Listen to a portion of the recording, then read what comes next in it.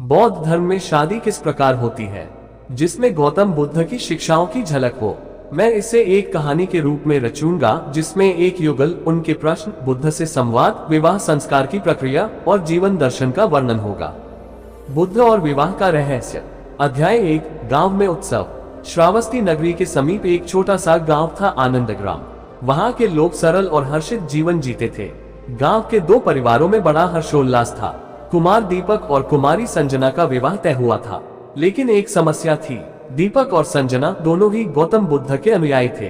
वे चाहते थे कि उनका विवाह किसी भी प्रकार की अंधी परंपरा या प्रदर्शन के बिना हो, बुद्ध के मार्गदर्शन में, शांति, संयम और जागरूकता के साथ। एक दिन दीपक ने निश्चय किया, मैं स्वयं तथागत के पास जाऊंगा और पूछूंगा, बौद्ध मार्ग से विवाह कैसे होना चाहिए। अध्याय 2। बुद्ध से मिलन। दीपक और संजना अपने माता पिता के साथ श्रावस्ती पहुंचे, जहां बुद्ध जीते समय जेतवन विहार में निवास कर रहे थे। संध्या का समय था, जब जेतवन के उपवन में शांति का संगीत बह रहा था। पत्तों की सरसराहट में भी धम्म की ध्वनि सुनाई देती थी। दीपक ने चरण स्पर्श कर निवेदन किया, भगवान, हम विवाह बंधन में बंधना चाहते हैं, लेकिन हम चाहते हैं कि यह बंधन केवल सांसारिक नहीं, अपितु एक आध्यात्मिक संगति भी बने। कृपया बताएं, बौद्ध धर्म में विवाह कैसे संपन्न होता है। बुद्ध शांत मुस्कुराए। उनकी दृष्टि गहन थी, जैसे भीतर की नदियां बहती हो।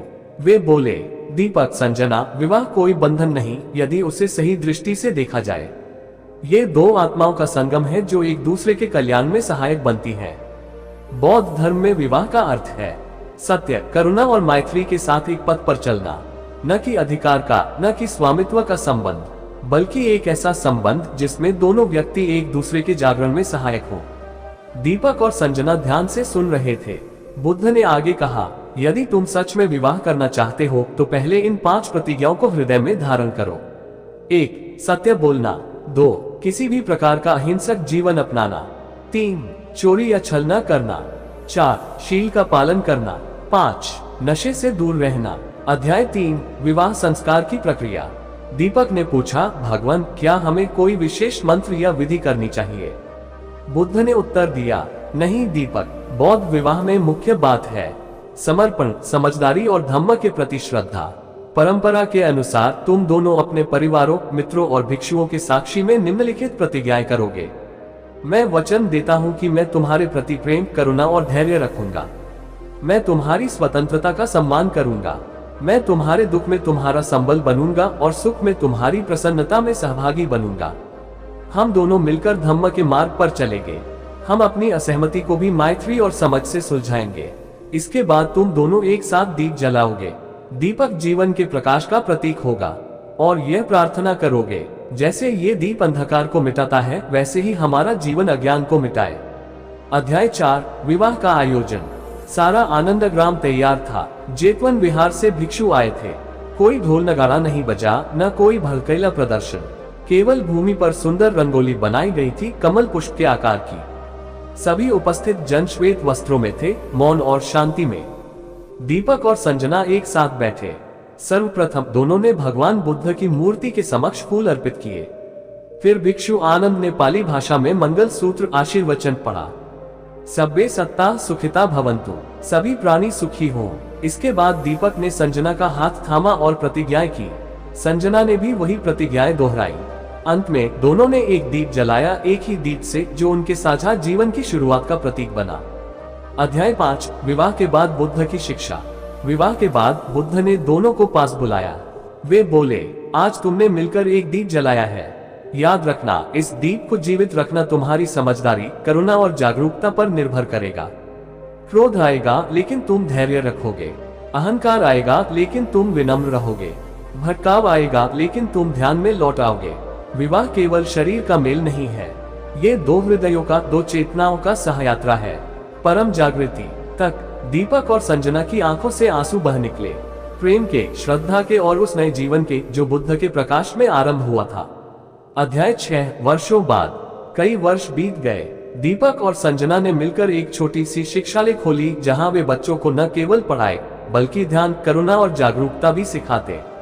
उनके घर में कोई अहंकार नहीं था, कोई अधिकार नहीं था। वहां केवल सह अस्तित्व था, जैसे दो दीपक जो एक ही लौ से जलते हैं परंतु स्वतंत्र हैं। जब लोग उनसे पूछते, तुम दोनों का जीवन इतना सुंदर कैसे है, वे मुस्कुराते और बस एक ही वाक्य कहते, क्योंकि हमने विवाह को अधिकार नहीं, सेवा और मैत्री का अवसर माना है। अध्याय 7, पहली परीक्षा। विवाह के कुछ समय बाद जीवन अपनी सहज गति से बह रहा था।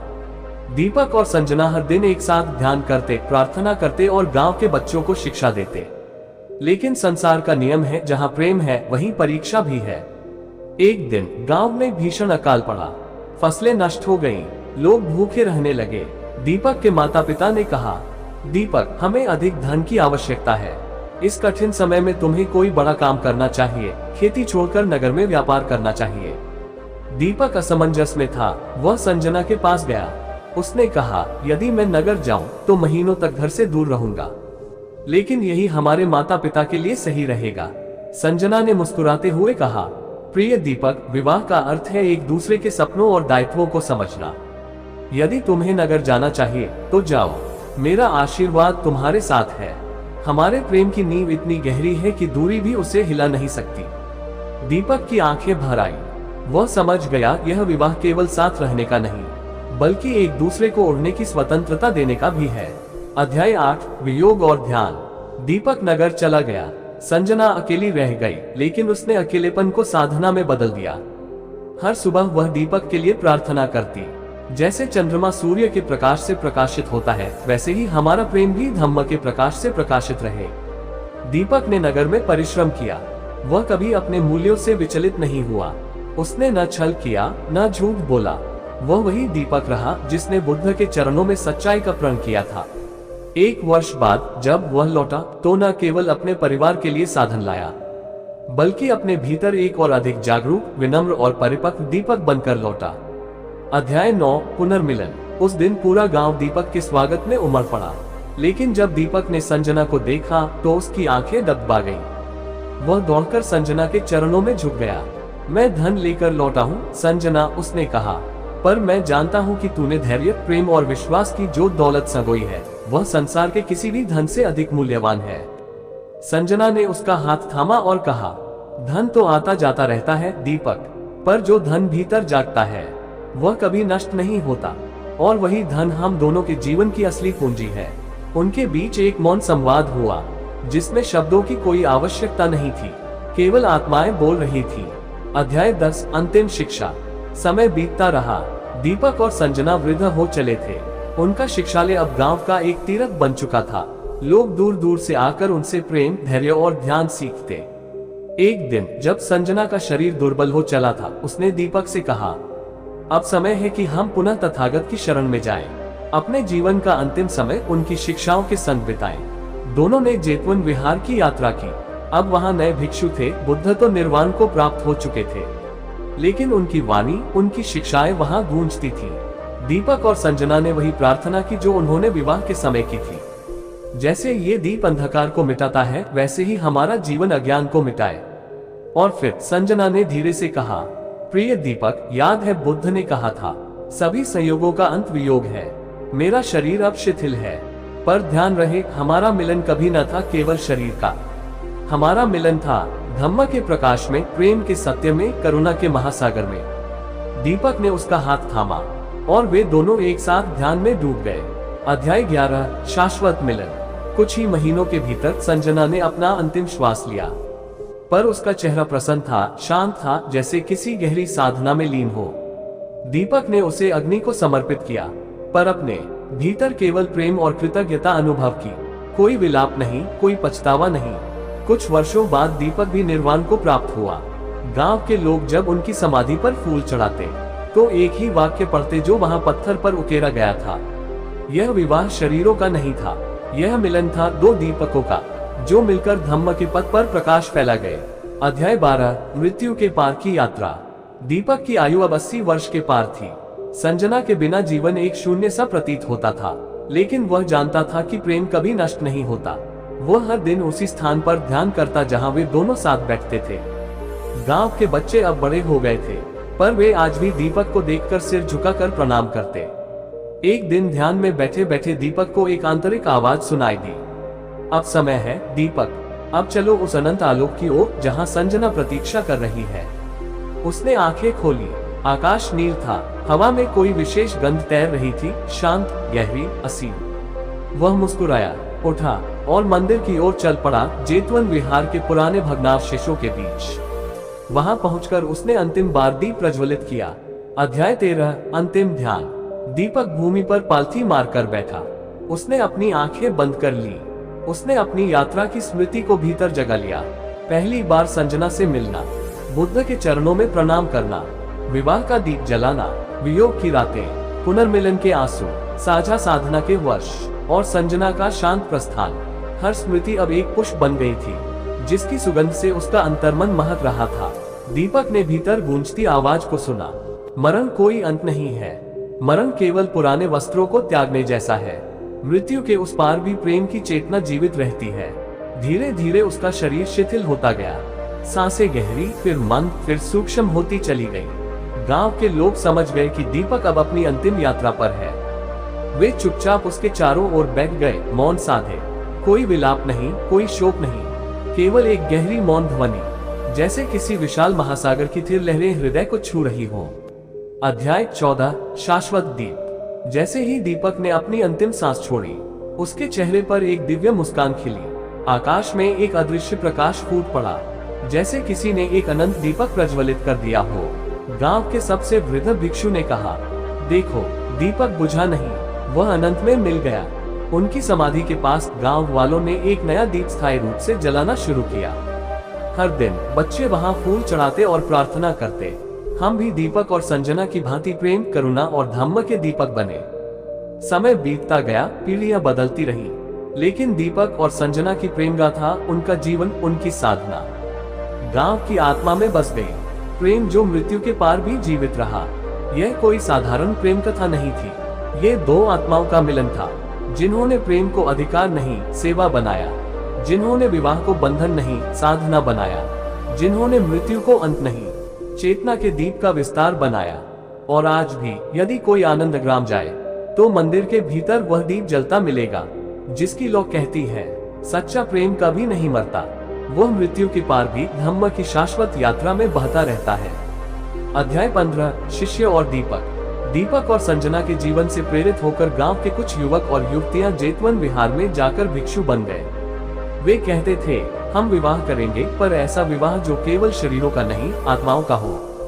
हम प्रेम करेंगे, पर ऐसा प्रेम जो अपेक्षा नहीं, समर्पण बने। हम जिएंगे, पर ऐसा जीवन जो केवल स्वयं के लिए नहीं, संपूर्ण सृष्टि के लिए हो। उनके विवाह में न बाजे बजते थे, न दिखावा होता था, केवल एक दीपक जलाया जाता था। दीपक और संजना के नाम पर शादी की शपथ यही होती थी, हम एक दूसरे के भीतर धम्म की ज्योति देखेंगे। जब समय आएगा तो एक दूसरे को बंधन नहीं, मोक्ष की ओर ले जाएंगे। गांव अब केवल गांव नहीं रहा था, वह एक जीता जागता आश्रम बन चुका था। अध्याय 16, जीवन की गहन समझ। एक दिन गांव में एक युवा लड़का अनुज ध्यान करते करते एक प्रश्न में उलझ गया। वह सीधे दीपक संजना की समाधि पर गया और मौन में प्रश्न पूछा, प्रेम कैसे करें? जब हर वस्तु नश्वर है तो प्रेम किससे करें? उस रात उसे स्वप्न में एक दर्शन हुआ। दीपक और संजना सफेद वस्त्रों में प्रकट हुए। दीपक ने कहा, प्रेम करो, पर नश्वर शरीरों से नहीं, प्रेम करो उस चेतना से जो कभी नष्ट नहीं होती। संजना ने मुस्कुराकर जोड़ा, प्रेम में कुछ पाना नहीं है, प्रेम में तो स्वयं को खो देना है, जैसे नदी स्वयं को समुद्र में खो देती है। अनुज जागा तो उसकी आंखों से अश्रुधारा बह रही थी। उसने प्रण किया, मैं प्रेम करूंगा, पर स्वार्थरहित, शुद्ध, निर्विकार प्रेम। वह भी जीवन भर साधना में लगा रहा। अध्याय 17, दीपक की लौ अनंत है। सालों बाद जब गांव एक तीर्थ बन गया था, देश के दूर दराज से साधक वहां आने लगे। कोई विवाह से पहले आता, कोई संतान के जन्म पर, कोई जीवन की दिशा खो बैठने पर। हर बार वे दीपक और संजना की समाधि पर बैठते और भीतर से उत्तर पाते। प्रेम का अर्थ, जीवन का उद्देश्य, मृत्यु का रहस्य। धीरे धीरे एक परंपरा बन गई। हर वर्ष दीपक दिवस मनाया जाता। उस दिन गांव के सारे लोग हाथ में छोटे छोटे दीपक लेकर नदी किनारे जाते और चुपचाप एक दूसरे के लिए शुभकामना करते, तुम्हारे भीतर का प्रेम कभी न बुझे। दीपक और संजना अब केवल दो नाम नहीं रहे थे, वे प्रेम के, धम्म के और जीवन की सच्ची साधना के प्रतीक बन गए थे। अंतिम संदेश, बुद्ध का वचन। कहते हैं कि जब भगवान बुद्ध ने एक बार एक नवविवाहित युगल को आशीर्वाद दिया था तो उन्होंने कहा था, ग्रेटर देन यदि पति और पत्नी दोनों धर्म में स्थित हों, यदि दोनों एक दूसरे के लिए करुणा और मैत्री भाव से जिए, यदि दोनों स्वयं को विकास के पथ पर चलाएं, तो वे न केवल इस जन्म में बल्कि जन्मों जन्मों तक एक साथ रहेंगे। चेतना के विकास की यात्रा में दीपक और संजना ने इसी वचन को जिया। ग्रेटर देन जो प्रेम शरीर से जुड़ा है वह समय से हार जाएगा, जो प्रेम आत्मा से जुड़ा है वह कालजयी होगा, जो प्रेम धम्म से जुड़ा है वह निर्वाण को छू लेगा। और आज भी जब रात के सन्नाटे में कोई साधक आनंदग्राम में बैठकर आंखें मूंदता है तो कहीं दूर से दीपक और संजना की प्रार्थना की धुन गूंजती है, सवे भवन्तु सुखिनः, सभी प्राणी सुखी रहें। अध्याय 18 दीपक और संजना का संदेश विश्व भर में। समय बीतता गया, आनंदग्राम अब एक साधारण गांव नहीं रह गया था। उसकी ख्याति दूर दूर देशों तक फैल गई थी, जापान, थाईलैंड, श्रीलंका, नेपाल, चीन और पश्चिमी देशों तक। विदेशों से लोग आने लगे, कोई पत्रकार, कोई साधक, कोई प्रेमी युगल। वे सब एक ही बात जानना चाहते थे, दीपक और संजना ने ऐसा प्रेम कैसे किया जो मृत्यु के पार भी जीवित रहा। गांव वालों ने मंदिर के पास एक छोटा केंद्र बना दिया, प्रेम और साधना केंद्र, जहां लोग आकर ध्यान करते, सीखते कि कैसे प्रेम को स्वार्थ से मुक्त किया जाए। अध्याय 19 जीवन का प्रेम सूत्र। केंद्र में आने वाले हर साधक को 3 सूत्र दिए जाते। 1 स्वीकृति, प्रेम वही है जहां बिना बदलने की इच्छा के स्वीकार हो। 2 समर्पण, प्रेम वही जीवित रहता है जहां अपेक्षाएं मर जाती हैं। 3 स्वतंत्रता, प्रेम वही अमर होता है जहां बंधन नहीं, मुक्ति का आशीर्वाद होता है। लोग इन 3 सूत्रों को अपनाते, ध्यान करते और फिर जब लौटते तो उनका जीवन बदल चुका होता। कई युगल तो शपथ लेते, हम दीपक और संजना की परंपरा को अपने हृदय में जीवित रखेंगे। अध्याय 20 प्रेमियों का व्रत। धीरे धीरे एक परंपरा बन गई। हर वर्ष पूर्णिमा की रात को दुनिया भर से प्रेमी जोड़े आनंदग्राम में आते, अपने प्रेम का दीप जलाते और यह व्रत लेते, ग्रेटर देन जैसे दीपक और संजना ने प्रेम किया वैसे ही हम भी प्रेम करेंगे, करुणा से, समर्पण से, बंधन रहित स्वतंत्रता से। उस रात पूरा गांव छोटे छोटे दीपों से भर जाता, जैसे धरती पर तारों की वर्षा हो रही हो। आकाशगंगा भी जैसे नीचे उतर आती, प्रेम और साधना के आलोक से। अध्याय 21 अंतिम शिक्षा, प्रेम ही ध्यान है। एक बार एक विदेशी साधिका एलिना आनंदग्राम आई। उसकी आंखों में प्रश्न था, क्या प्रेम ध्यान बन सकता है?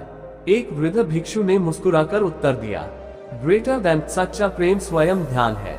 जहां प्रेम है वहां ध्यान अपने आप आता है, और जहां ध्यान है वहां प्रेम जन्म लेता है। एलिना ने वही संकल्प लिया, मैं अपने जीवन को प्रेम में साधना बना दूंगी। वह लौटकर अपने देश गई और वहां दीपक संजना ध्यान केंद्र खोला, जहां प्रेम को साधना के रूप में सिखाया जाता था।